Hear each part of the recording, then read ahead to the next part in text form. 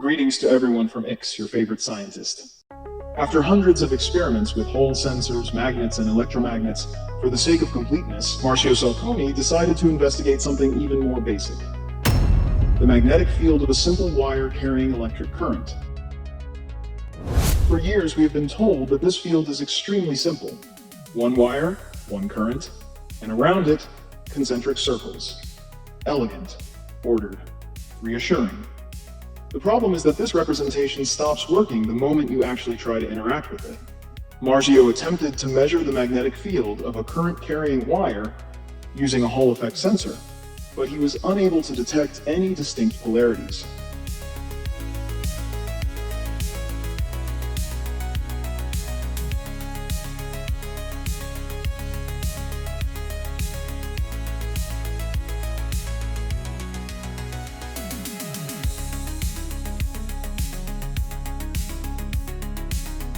At that point, he decided to increase the scale of the experiment and used a massive piece of copper crossed by direct current. But even then, the sensor provided no concrete results. No north, no south.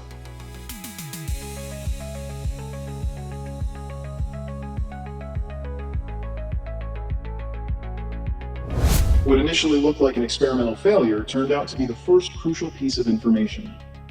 At that point, he performed the most direct experiment possible. He brought a magnet close to the copper conductor. And here's where something happens that textbooks rarely explain clearly.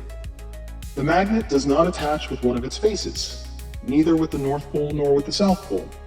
Instead, it attaches sideways, by its diameter, with its magnetic axis perpendicular to the length of the wire. And the most interesting detail is that even if the magnet is rotated 360 degrees around the axis of the wire, it remains attached, as if it were constrained by an invisible structure. Let us stop for a moment and reason about this. If the magnet does not attach with its magnetization axis parallel to the wire, then the wire cannot have an axial magnetization. It does not have a diametrical magnetization either, because the magnet never attaches frontally from any side. It does not have a radial magnetization, because in that case there would be a dominant external polarity, and the magnet would attach face to face. One by one, all classical types of magnetization are eliminated. At that point, only one sensible question remains. How must the polarities be arranged for the magnet to behave in this way? This is where iron comes into play. Iron filings do not draw the magnetic field itself, but rather indicate the shortest path between polarities, acting like a magnetic short circuit. We can clearly observe this behavior around standard magnets as well.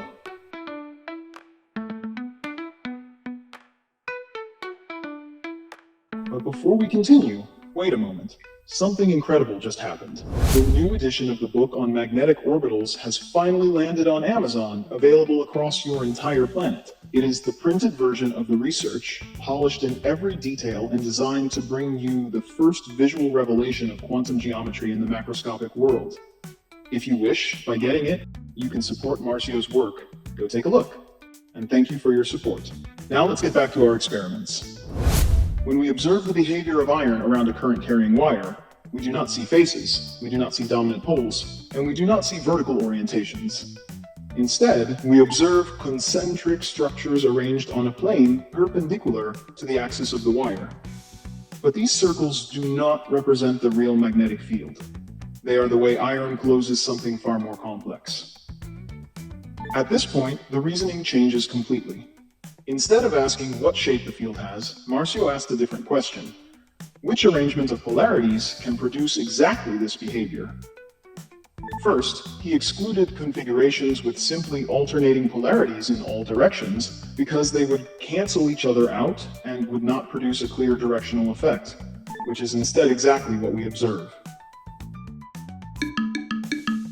Proceeding by exclusion, only one geometry remains compatible with the experimental facts. The polarities are inclined with respect to each other. But that alone is not enough. Look closely at this.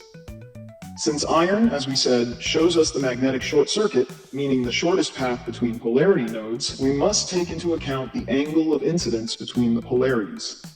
If that angle were smaller than 45 degrees, as in this case, the iron would not arrange itself in concentric circles around the wire, as we clearly observe. Instead, it would align vertically, parallel to the axis of the wire. And do you know what that means? It means that only one logical solution remains. The polarities are wrapped around the wire in distinct and opposite spirals, with an angle greater than 45 degrees relative to the diameter of the wire. In this configuration, a global direction emerges without the presence of any dominant face. Local nodes form within the polarity lattice, which the iron can connect horizontally, taking on the concentric shape we observe. The magnet, in turn, finds a stable position even while being rotated completely around the wire. And do you want to know the strangest, yet most accurate comparison we can make? The double helix of DNA. Yes, exactly. The same geometry, the same configuration. In the case of the wire, we are dealing with a lattice, but its most basic representation is precisely that of a double helix. The concentric circles we observe are therefore not the magnetic field itself, but the short circuit pattern of this invisible helical lattice. This explains why the Hall sensor does not detect clear polarities, why the magnet attaches only by its diameter, and why the observed behavior appears almost quantum-like, even though it manifests on a macroscopic scale. Not because the laws of classical physics are being violated, but because we are observing a structure that classical physics tends to average out and simplify. The magnetic field of a current-carrying wire is not a simple two-dimensional drawing. It is a three-dimensional geometry of inclined polarities, which becomes visible only through interaction with matter. And the fact that a line of reasoning based on magnetic fields and electric current leads us to a structure resembling the DNA helix.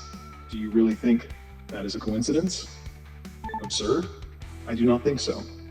And if you want to continue following this incredible journey through a hidden reality right beneath our eyes, leave a like, subscribe, and share. They may seem like small things, but they help us enormously to keep going. Thank you so much for your support. Greetings to everyone from X, your favorite scientist.